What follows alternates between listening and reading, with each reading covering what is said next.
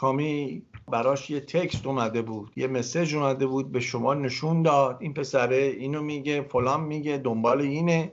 شما برگشتی گفته این عموه، این شاید پسر عمود باشه، ایشون هم اصلا به کل قاطی کرده. یه لحظه ببخشید. جانم چی؟ ببخشید، ادامه نده. من میگم ببخشید، من گوه خوردم. گوه خوردم چی؟ حرفا چیه رضا جان؟ ای بابا، من به تو قول دادم که هیچی نگم به هیچ کس. بله. من نگفته بودم. این پیام که به کامی اومده بود، کامی به من گفت، من همه چی رو فراموش کردم. یادم رفت به تو قول داده بودم. این قصه رو گفتم بگم، شاید یه ربطی به این تکست داشته باشه، ولی من قولم رو به تو شکوندم. ببخشید، قبول دارم. باشه؟ قربون تو برم رضا جون. آدم وقتی احساساتی میشه که دلیل نمیشه که همه چی رو بروز بده. یا من از شما یه چیز خواسته بودم که این مسئله رو تموم شه، بمیره، اصلا بسته شه. کی بود؟ 22-23 سال پیش بود که ثریا خدا بیامرز مواد زیاد استفاده کرده بود و فوت کرده بود. یادت میاد؟ قرص خورده بود، فوت کرده بود. قرص خورده بود، معذرت میخوام، قرص خورده بود. ایبونی زنگ زدی، تو تلاطم بودی، من تمام زندگیمو رو هولد گذاشتم، بلند شدم اومدم. اگه یادت باشه وقتی اومدم اونجا، لادن و کامی داشتن تو آشپزخونه غذا میخوردن. شما دست من گرفتی، بردی توی گاراژ، یه جعبه کفش به من دادی، بسته بودی درشو، گفتی داداش اینو نابود کن، توش هم نگاه نکن، یه چیزی نمیخوام کسی بدونه توش چی. کاملا. من گفتم چشم، شما برادر من از من اینو خواسته، دنیا عوض شه، من تو این نگاه نمی کنم. رفتم یه آجر پیدا کردم، با نوار بستم که سنگین بشه، کنار تیمز راه رفتم، یه جایی که خلوت بود انداختم این جعبرم مکشور کردم بره ته رودخونه و هیچ احدی هم نمیدونه، یک بارم منشن نکردم از اون موقع تا الان. منم احساساتی میتونستم کنجکاوشم بگم. شما رضا جان تا احساساتی شدی همه چی رو گفتی. قربونت تو برم. همینجا وایستا. احساساتی با کی میشدی؟ یک نفر نیومده تو این 22 سال راجع به ثریا و تو حرف بزنه. تو لازم نبود. من اون زمان به تو گفتم این جعبه رو بنداز دور، نگاه نکن توش، چون که اگه توش نگاه میکردی شاید از لحاظ قانونی تو توی اتفاقی میافتادی که من نمیخواستم بیافتی، برات منفی میشد. خوب گوش بده. هیچ احساساتی تو این 22 سال نیومده که تو رو امتحان کنه که دهنتو کیپ نگه داشتی یا نه. این 22 سال پیش رفت تا امروز که تو داری میگی، ولی این بچه یه انسانی که زنده است. بذار من تازه دارم بهت میگم گو خوردم. چی دیگه بهت بگم؟ نمیخوام این حرفو بزنه. این حرفو میزنه عزیز من. این حرف چیه؟ قربون تو برم. اینجا نیومدیم مکتب ادب بکنیم، راجع بچه داریم حرف میزنیم. اشتباه کردم، گوه نخوردم. چی بهت بگم آخه؟ بچه چیه یارو؟ بابا مرد 36 سالشه. کدوم بچه؟ تازه بچه مریض که نیستش که احتیاج میگن بون مرو چیز بخواد که من بیام بون مرو بدم، خدای نکرده سرطان. نه آقا جان یه غلطی بود. اگر تازه من مسئولش باشم اومده. من 20 سال پیش زینت جون به من نشون داد، گفتم زینت جون ولش کن برو. زینت جون بسته. خفه شدم شنیدم زینت جون اینو گفت، زینت جون اینو گفت. چقدر بچه ننه ای؟ بچه ننه نیستم عزیز من. دفعه پیش که این برنامه پیش اومد 5 سال طول کشید که من به زن احمقم راضیش کنم بفهمه که بابا جان اصلا این موضوع که تو اون ناراحتی که ازش پنهان کردم. من اگه میخواستم میکردم. نباشم من از وجدانم اذیتم میکنه. گوش بده. من تکست دادم به مریم، گفتم میخوام باهاش حرف بزنم. با مریم حرف زدم. مریم جون گفتش که تو راه تهران الان از دبی داره با من حرف میزنه و قرارش تهران هم برسه باشه. گوش بده جواب. زنگ زدم به دایی، با دایی صحبت کردم. یه دقیقه میگه هیچی نمیدونم، یه دقیقه میگه یه چیزی میدونم. به من گفت برو جوادو ببین، موشو بکن. بله، گفتش که به کامی بگو با دنیا تماس بگیره، موشو بکنه، بریم لابراتوار تست کنیم ببینیم دی ان ای از شماست یا نیست و به این نتیجه برسیم که آیا پدرشی یا نه. من گفتم جوادی که من میشناسم اون سرتیفیکت لابراتوارم جلوش نشون بدی اصلا قبول نمیکنه این بچه‌شه. حالا دیگه دایی هم این وسط اومده که موشو بکنی. من موشو بکنیم که من اگه میخواستم بدونم اینه خودم انجام میدادم. مشهد نمیخوام بدونم. نه آقا جان نمیخوام. باشه نخوا. ولی منم دارم الان میخوام بهت یه چیزی رو چطوری بگم بهت بگم که بدونی من دیگه قول و وعده ای رو نگه نمیدارم. راجع به سریا میخوای بری حرف بزنی برو بزن. نه به کی به حرف بزنم؟ من نمیزنم. طبیعت من این نیست. اساسات طبیعت نیست. صحبت این قصه بچه سلام. باز میگه بچه است، انگار بچه قنداقی تو خیابونه.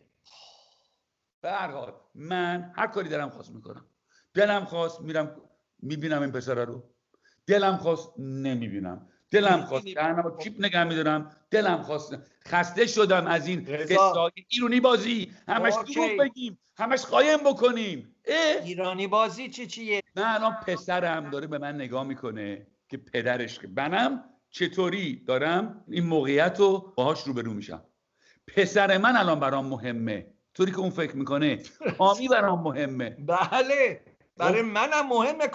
کامی برای من از این یارو مهمتره. این پسر که تو میگه عزیز من رضا جان این کجا بوده؟ مادرش با کی بوده؟ شوهر کرده؟ کجا بزرگ شده؟ رفتارش چجوریه؟ اومد این بیولوژیکلی ایشون پسر من بود ولی کیه یارو؟ منم کنجکاو هستم ولی باید پله برم جلو. شما الان بری ببینی این پسر رو، خب بری ببینی یهو نگاه میکنی نمیدونم یهو یه حالتایی از پدرمون میبینی توش، تموم شده رفت. این پسر بعد دیگه اصلا از خودمونه. هر کاری میخوای بکن جواد جون، منم هر کاری میخوام میکنم جواد. باشه بسیار خوب. پس دیگه عاشقتم هستم. قربون تو برم. میگم اوکی. خب تکلیف ما رو هم روشن کردی. ببین دیگه تمام انرژیم ریغم در اومد. انرژی تو تنها چیزی که من خوشحالم از این جریان اقلا تو 2 روز ما 2 بار تو صحبت کردیم، ما هیچ وقت با هم صحبت نمی‌کنیم. تو یه بار زنگ نمیزنی. چرا زنگ نمیزنم قربون تو برم؟ چرا؟ من باید تو نمیدونی من نه اینطور نیست. رضا از زندگی من نمیدونی. رضا جون از زندگی من نمیدونی. من بس برم. نمیذارستم کسی حرف بزنه. باشه حالا بعد ما هم حرف میزنیم. خداحافظ. قربون تو. راستش امروز صبح رفتم لواسو با این حاج آقای هست بنگاهی داره اونجا، خودش که البته نبود، با پسرش رفتیم سر زمین لواسو. تفکیک کردی تو چند سال پیش که اومده بودی شرقی رو خودت برداشتی، غربی رو دادی به جواد. من خواستم ببینم که حالا چرا تو شرقی رو برداشتی؟ منظور چیه مریم جون؟ آخه نمیدونم. خب چرا تو شرقی رو برداری غربی رو جواد برداره؟ چرا جواد شرقی رو برداره؟ دلیلی نداشت. اون موقع من با جواد صحبت کردم، جواد گفت هر کدوم میخوای تو بردار. گفتم خب من شرقی رو میخوام چون که دید دماوند رو داره ولی جنوبیش هم میره به شهر ری. مال شما دید توچا رو داره، از اون برم غرب آفتاب صبح رو میگیرین. گفت باش. دلیل به خصوص نداشت. نمیدونم به نظر من شرقی خیلی بهتره ولی اینکه جواد که چه میدونه؟ جواد هرچی بگی بهتره. قبول کرده که غربی رو برداره، تو شرقی رو برداری.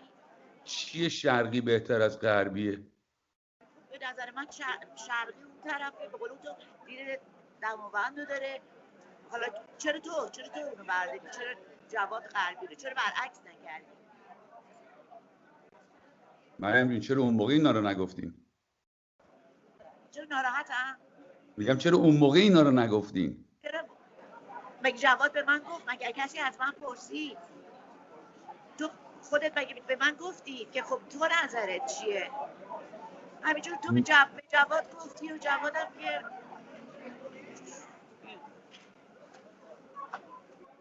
مریم همه چیزای وراثت رو من با جواد با همدیگه قبول کردیم، طی کردیم.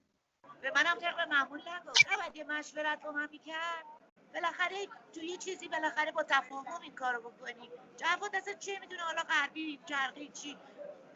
تو ترجیح دادی شرقی رو برداری، جواد غربی رو برداره. آره خیلی چیزای دیگه هم توی این وراثت بود ما با هم طی کردیم، این یکیش بود. آره نمیدونم چی شده امروز بند کردی به این زمینه. من حالا اگه میخوای با جواد صحبت میکنم این زمین 6000 متره، 4 تیکه 1500 متریه، هر کدوم 15 متر در 100 متره. خب ما میتونستیم 2 تاشو غربی و شرقی بکنیم یا 2 تاشو شمالی و جنوبی بکنیم. تصمیم گرفتیم غربی و شرقی بکنیم. جواد غربی ها رو برداره، من شرقی ها رو. رفتیم خدا بیامرز فریبرز که دنبال کار وکالتی منو میکرد تهران، 2 سال دوید توی این دفتر ثبت و فلان. نمیدونی چی بودش که اینو فقط تفکیکش کنیم. پدر در اومد. حالا اگه تو راضی نیستی با جواد صحبت کن. دلیلی که میگم با جواد صحبت کن مریم جون، چون که من نمیخوام راجع به چیزای مالی یا خانوادگی یا ارثی با تو صحبت کنم. اگه دعوایی بخواد بشه، بحثی بخواد بشه، هرچی بشه، میخوام با برادرم بکنم. اصلا منظور چیز دیگه ای نیست. حالا دلخوری شما؟ بله خوبم. نمیدونم چی بگم. باشه با جواد صحبت کن ببین چی میگه. حالا عیب غربی با شرقی چیه؟ اگه فرقی نمیکنه خب چرا جواد شرقی رو برنداری تو فرقی میام اون موقع میگم من از شرقی بیشتر میپسندم. شما هم که اینجا نیستید، من دارم میرم میبینم. حالا صحبت کن ببین چی میگه جواد. قیمتش فرقی داره. هردوش یه جاست ولی شاید من این قسمت بیشتر میکنم. فکر کنم با جواد صحبت کنی خیلی بهتر بشه. هستم یا نیستم؟ چی؟ بالاخره من شریک ایشون هستم یا نیستم؟ هیچ نظری هیچ وقت من باید داشته باشم؟ چرا اینا رو از من میپرسی مریم جون؟ برای اینکه تو اومدی انتخاب کردی. بگی جواد هم مثلا فرقی براش. جواد از انقلاب تا به حال یه بار ایران نیومده. همه این کارا رو گذاشته. ای چی میگی آقا؟ همه کارهای انحصار وراثت نیومده، منم که میام میبینم. بهتره ما این صحبت رو دیگه. راحته اونجا. چیز دیگه ای بودش که میخوای با من صحبت کنی مریم جون؟ جان؟ چیز دیگه ای هست که میخوای با من صحبت کنی مریم جون؟ نه. باش. روز خوبی داشته باش. سلام برسون. موفق باشی. مرسی. خداحافظ. چیزی شده مشکلی که نیستش که. قربونت برم. انقدر جای بابات خالیه، انقدر فریبرز مرد خوبی بود، انقدر من دوستش داشتم. یعنی از اون روزی که خدا بیامرز رفت دیگه اون گرما، اون حس امنیتی که من تو ایران داشتم دیگه ندارم. یعنی دار و ندار و زندگیمو حاضر بودم به اسمش امضا کنم و میدونستم مرد امنیه. یه چیز فوق‌العاده‌ای بود پدرت. جاشون خالی. آره عزیزم. چی میگی؟ جاش خالیه. آره. چطور خوبی؟ قربان شما آقا رضا، شما خوبین؟ سلامت باشین. در خدمتم. مشکل همه رو حل میکرد بابات. حالا میخوام ببینم تو میتونی مشکل من حل کنی یا نه. حتما، چرا که نه. بروشا اگه یاد باشه ما لباسون یه زمین داشتیم، همون که 4 قطعه بود، درسته؟ 4 قطعه بود. 4 قطعه 1500 متری بود. چه هفتمون که وسط نصف. دقیقاً. الان ما 4 تا سند داریم. خب. 2 تا غربی داریم، 2 تا شرقی. خب این سوالو میخوام بکنم. الان شرقی ها به اسم منه، غربی ها به اسم جواده. اگه ما بخوایم اینا رو بکنیم، مثلا 2 تا شمالی ها به اسم جواد، 2 تا جنوبی ها به اسم من، یا برعکس 2 تا شمالی ها به اسم من، 2 تا جنوبی ها به اسم جواد، کار سختیه؟ سخت که هیچ کاری سخت نیست. شدنیه. فقط یه خورده دنگ و فنگای اداری، میدونی، فقط یعنی 2 تا اسم سندا رو بس عوض کنیم. آره نیازی به 4 تا قطعه دست بزنی، چون این 2 تای بالا یکیش که به سمت شما بالاخره مال شما هستش، یا پایین یا بالا، یکیش به نام شما. خب شما اگه پایین دست بگیرین، یه دونه از اونوری بالا رو میارین پایین، یا اگه بالا دست میگیرین از پایین اونور رو میارین بالا. یعنی عملاً کار دشواری نیست. لابد یه خرج اداره ثبت و اینا داره دیگه از این کارا. یه سری خرج اداره ثبت و یه سری حالا دوندگی. فکر کنم داری از پدرت هم بهتر میشی یواش یواش. خب دیگه خود دارم مدرنایز میکنم روش رو. راستش من مدتی حالا دیدمش، ولی خب حالا فرصتش نشد، ولی مطمئن بودم حالا این فرصت پیش میاد، بالاخره ما با هم تماس داریم. من حساب کتاب بابا رو نگاه کردم، بعد فکر میکنم این چیزایی از قبل باقی مونده. حالا احتمالاً مثلا خورده به مجید اون پولا رو بذار پیش شما باشه فعلا. عیبی نداره. نه ببخشید فکر کنم اشتباه شد. من فکر میکنم این اواخر حالا احتمالاً به خاطر ایام مریضی بابا بوده، یه کارایی انجام دادن که دیگه فرصت نکردین شما با هم دیگه حساب کتاب بکنین، به خاطر اینه برای شما یه سری کار انجام دادن. خب حساب ما همیشه مثبت بود، یعنی پولی پیش شما هست دیگه نیست؟ برعکس. چطور؟ یعنی من به شما دیگه دارم؟ یه 60 تومانی فکر میکنم مونده بابا نوشته بود تو حسابا، احتمالاً حالا تو کارایی باشه که این اواخر انجام دادین یا چیزی بوده که فرصت نشده، چون من شما رو که میشناسم میدونم که همیشه اوکی، همیشه سر ساعت و اینا، ولی الان چیز شد من خیلی دو دل بودم و اینا که بگم. یعنی 60 میلیون تومان؟ من باشه هر چی که شما بگی، من خیال کردم یعنی واقعاش اصلا نمیخواستم، یعنی چیزی اینقدر از شما به ما رسیده دیگه این حرفا اصلا مطرح نیست، ولی خب لطف داری. من به حال خیلی کمک کردی، همینی که گفتی که میتونیم سندا رو چیز کنیم و اینا. مرسی از وقتت آقا رضا. اینا همش حل میشه، شما با من داری همه چی حل میشه، اینا همش حل میشه. خوشحال شدم کوروش جان. جلوی شما خالیه همیشه. قربونت برم. به به رضا جان، چه سعادتی. چطوری شما؟ خوبی؟ مرسی، همه چی خوب. دیر نیست اونجا الان؟ نه بابا الان تازه اولی شد، ما حالا نمیخوابیم، خوابمون نمیگیره. حالا دل ما خوشه که یه لاکدانه بعد از ساعت 9 بعد آخر شب همه با اسنپ میرن این ور اون ور. با اسنپ میرن؟ با اسنپ آره، از این مثل اوبر اون بره. بله میرن اون طرف قشنگ دارن کیف میکنن. زیانور جان ببخشید به حال مزاحم شدم، ولی دارم روی ماهتو میبینم. خواستم یه سوالی بکنم. شما یاد باشه 5 سال پیش من اومدم ایران، متاسفانه مامانم فوت شده بود، بعد شما رو دیدم یه سنگی زینت جون داشتن که یادمه. آره بهت نشون دادم و شما کمک کردی یه سرتیفیکت گرفتی. چه سنگ قشنگ یادمه. مال چیز بود اگه اشتباه نکنم، مال پدر از هری وینستون گرفته بودن. 4 قیراط و خورده‌ای بود، 4 2 4 3 4 فکر کنم. آره خیلی سنگ عالی بود. چیکارش کردی راستی؟ فروش نرفته، کاری نکردی. من اومدم لندن دیدم جواد دخترش سارا هست، منم پسر کامی دارم، جوادم پسر ارشد. سنگو دادم به جواد دیگه. فقط می‌خواستم بدونم اگه الان این سنگ بود قیمت بین المللیش چقدره؟ یعنی تو هر بازاری. ببین اون سنگ بسیار سنگ خوبی بود. اون چون قدیما اگه یاد باشه گفتم اونو روسیه تراشیده بودن، تراش روسیه بود. پرفکت کات می‌کردن اینا. داجستی خیلی خوبی تراشیدن. رنگش هم یا تا اونجا که یادمه وقتی که سرتیفیکت جی رو گرفتیم دی فلالس بود یا VVS1 بود، دی فلالس فکر کنم. ببین اون سنگ الان یه چیزی باید 230,000 دلار پولش باشه. 230,000 دلار اگه پیدا بشه. این قیمتی که به راحتی فروش میره یا قیمتی که توی قیمتی که تو تریده. ولی مثلا بره فرضاً هم هری وینستون بخواد بفروشه اینا 350,000 دلار میفروشه. توی نمایشگاه هری وینستون باشه 100 تا میره روش. 100%. آره. اینا به این قیمت ها نمیفروشن. ولی توی هولسیل بین 220 230 240 خرید و فروش میشه. حالا شما دادی به آقا جواد؟ بله من ندادم، مال مادرم بوده، الان پیش جواده. بله لاکی. خب مال جوادم میده به دخترش دیگه، بس بره پایین. خوش بالش. کسی به ما از این کادوها نمیده رضا جان. شما که ماشاءالله. خب فایده چیه؟ ما خرید و فروشش میکنیم ولی نگرش نمیداریم بذاریم رو انگشت اون مثلا اینا. نه ولی سنگ بسیار خوبی بود واقعا. زیانور جان خیلی خوشحال شدم دیدمت. به همچنین. این صحبت هم بین خودمون باشه لطفا. آره حتما. تو که میدونی ما راز داریم کور کلال.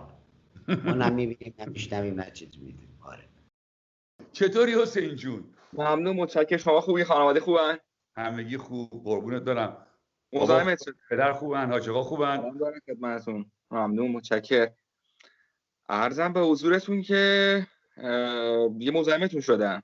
میدونستم زنگ میزنی. آره راستیاتش مریم خانم اومدش، خانم بهرامی اومد یه سر بنگاه و گفت میخوام زمین رو ببینم و اینا دیگه. ما هم بچه ها رو گذاشتم و دیگه خودم بردمش. گفتم حالا به هر حال مهمان اینجا، خودم ببرم سر زمین و اینها. بردم نشون دادم، گفتم این شکلیه، غربی شرقی، تفکیک‌ها این شکلیه، همه به هر حال اون مشخصاتی که خودتونم میدونید، شرقی برای آقا اعزاز، غربی برای آقا جواده، همین توضیحات این شکلی. بعد یه دفعه خود نگاهی کرد و نمیدونم کرد، گفت اینجا چیه؟ اینجا ضعیف‌تره سمت ما، این شکلیه. من گفتم ما که در جریان نیستیم، خودشون تفکیک کردن. گفت ضعیف‌تره؟ آره. بعد من توضیح دادم که اینا میگن که زمین کنار همه، شرایطشون هم یکسانه، لحاظ قیمتی هم تو یه رنجن، اساس قیمت یکی هم. آره لحاظ قیمت یکی، پیچیده‌ای هم که ندارن که مثلا بگیم حالا یکی مثلا اینجاش اون شکلیه اونجاش این شکلیه که بشه مثلا روی قیمتش مثلا بازی کرد. این بود خلاصه. منتها من یه گلایه‌ای هم دارم اصلا. بعد ایشون حالا بهامو توضیح دادیم مثلا این شکلی و دیگه حالا خودشون هم میتونن ببینن و برگشته میگه آقا نمیدونم نه اینجوری و بونگایه دزدن و اصلا من مثلا بونگایه دزدن و این چیه، شما دزدی دارین میکنین، هم این شکلی این بعده ما شده و فلان و اینا. یه هماهنگی کردین، شما ساخت و پاخت کردین با آرزا، این وسط پورتان بیشتر برداشتین. اصلا ما اصلا گفت با آرزا ساخت و پاخت کردین؟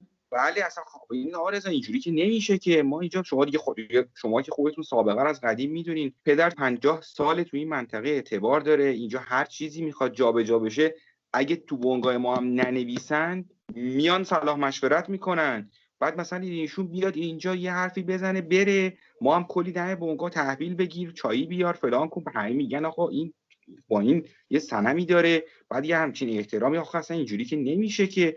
خلاصه بعد همین داستانا برگشتیم دفتر، باز حالا هی توضیح، دوستای دیگه هم بودن، ولی اصلا انگار که نه انگار. بعدم که با یه حالت خیلی تندی رفتن بیرون و پاکت سیگارم موچوله کردن پرت کردن توی بنگاه. آخه ما اونجا یه آبرویی داریم، یکی بیاد اینجوری بیاد بره، اینجوری که نمیشه که. آخه ببخشید یعنی انقدر بده که آدم خندش میگیره. آخه نه ببینید یه لحظه ببخشید من کلامتون قطع میکنم. آخه با یه ببخشید و یه لبخند که قضیه حل نمیشه. نه. من دارم میگم انقدر خنده داره، انقدر مسخره است که خنده داره. من عذر میخوام، ببخشید. میدونم ولی ببینید آخه مسئله الان سر یه دونه مثلا عذرخواهی و این من و شما توی تماس تصویری که نیستش که. اونجا چند نفر آدم نشستن اونجا رد میشن میرن، ما 1000 نفر رفت آمد دارن اونجا. یه نفر اونجا یه حرفی بزنه تو کل منطقه مثلا میپیچه. حالا فکر میکنن چه داستانی داره، ایشون میگه آقا ساخت و پاخت کردیم. پدر اینقدر اینجا اعتبار داره، اگه کسی تو یک بنگاه دیگه حرف زده باشه میفرسته اونجا. ماجرای اعتباره خیلی مهمتر از این حرف و حدیث‌های الکیه و ما هم خیلی به این قضیه حساسیم.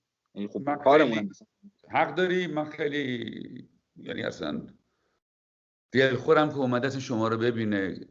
این مراجعاتی که به اونجا میشد از طریق من بود همیشه، ما یه بارم مشکل نداشتیم. دوباره بهت میگم ببخشید. من خواهش میکنم. ما حالا اگه واقعا چیزی بشه باز با خودتون چک میکنم، یعنی مثلا دیگه حالا این چیزی بود با من چک کن. آره عزیز. آره حتما. اومدن اداره یا چیزی به من بگو، یا زنگ زدن تماسی گرفتن، ولی این هم آدم داره میمیره ازش. بی خود آقا، حرف بی خود. مگه آدما قبلا نمیمردن؟ الان هر کی که میمیره نمیدونم اسم کووید میذارن روش. ببین رضا جون، این داستانی که برای همه درست کردن، دولت‌ها دارن با هم کار میکنن که میخوان مردم رو دیوونه کنن. شما الان من برم بیرون باور کنین 80-90% آدم مثلا دیوونه شدن. که من آدمایی که باهاش روشون حساب میکردم فکر میکردم آدمای منطقی و درست حسابی اصلا زنگ میذارم باهاشون صحبت میکنم، اصلا معلوم نیست از کجا دارن میگن، در مورد چی دارن صحبت میکنن. این خول شدن، همه دارن خول میشن، دیوونه میشن. آره جالبه فریدون جون. اتفاقا با دایی من چند روز پیش داشتم صحبت میکردم. مدتی بود که باشون تماس نداشتم. چی میگفت بابا؟ صحبت میکردیم، حالا قرار شده هوا خوب شه و هم بریم قدم بزنیم. همین صحبت‌های روزمره. در مورد من چی میگفت؟ چیزی نگفت. صحبتی نکردیم راجع به تو. همیشه در مورد من فکر میکنه، چجوری چیزی نگفت؟ واقعا میگم من که از تو قایم نمیکنم. باش، مرسی. کامی هم با من تماس گرفت. خب آره در مورد پسره صحبت میکرد. منم با دایی جان حرف میزدم. گفتین بابا چی میگفت؟ حالش خوب بود؟ حالش خوب بود. آره صحبت همین جریانی که کامی با تو کرده رو بابات میکردم، چون مهم نیست. به هر حال چی؟ چرا مهم نیست؟ مهم نیست یعنی به من مربوط نیست، به دایی مربوط نیست. یه تکستی اومده برای کامی و خودتون برین دنبالش دیگه. من چی؟ آخه مگه میشه اینجوری پسر رو بی جواب گذاشت؟ با من که تماس نگرفته، با کامی تماس گرفته. من به کامی گفت یه روز به من وقت بده. الان 2-3 روز شده. اگه با تو داره صحبتشو میکنه یا حتی با دنیل هم تماس گرفته چه خوب. به من مربوط نیست. میخواد با جواد صحبت کنه دیگه، حداقل شما میتونید یه جوابی بهش بدین، یه واسطه باشین که بتونه بیچاره چیز بکنه، یه جوابی بگیره. همینجوری منتظر سرویس شدم، انگار یه بمب اتم تو زندگی اومده جر داده شدم. چی رو بگم به جواد دیگه؟ تو دیگه برم کن. تو یکی همه من اومدن که یکی میگه دخالت نکن، یکی میگه دخالت بکن. من نمیخوام. آخه اون پسر گناهش چیه؟ اینجوری ولش کردن. اون یارو اومده معذرت میخوام نطفه‌شو ریخته، اون پسر به دنیا اومده، الانم دنبال باباشه دیگه. حداقل میخواد یه جوابی بگیره، ببینه واقعا این داستانی که براش اتفاق افتاده یا بهش گفتن حقیقت داره یا نه. فریدون به تو تماس گرفته این پسره؟ کامی با من تماس گرفت. اون با منم تماس نگرفته. تو چی دیگه داری به من میگی؟ تو یکی چی حرف حسابت؟ نصف شب زنگ زدی حالا داری میگی چی؟ آدم دلش میسوزه دیگه. حداقل آدم خود میتونه انسان باشه، بفهمه، یه انسان بفهمه که چه حسی داره. نمیشه آدم اینجوری باشه. خود آدم یه لحظه خودش رو جای طرف میذاره، میبینه اون یارو چه حسی داره، چه بلایی سرش اومده از بچگی. من خودم جای پسر میذارم، میگم شما حداقل یه حس مسئولیتی باید داشته باشین. مرسی فریدون، مرسی. شبت بخیر عزیزم. من بس برم دیگه، میخوام بگیرم بخوابم.